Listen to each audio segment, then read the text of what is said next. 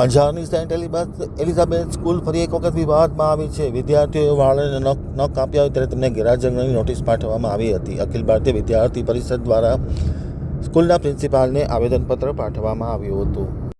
હવે જોઈએ અંજાર આમતક ન્યૂઝ બ્યુરોનો એક વિસ્તૃત અહેવાલ. અંજારની સેન્ટ એલિઝાબેથ સ્કૂલ ફરી એકવાર વિવાદમાં આવી છે. ખાસ કરીને વિદ્યાર્થીઓ જે અભ્યાસ કરી રહ્યા છે તેમને વાળ કે ન કાપ્યા હોય ત્યારે તેમના શાળાના સંચાલકો અને શિક્ષિકા દ્વારા તેમને ગેરહાજર ગણીને નોટિસ પાઠવવામાં આવતા ભારે સનસનાટી મચી જવા પામી હતી.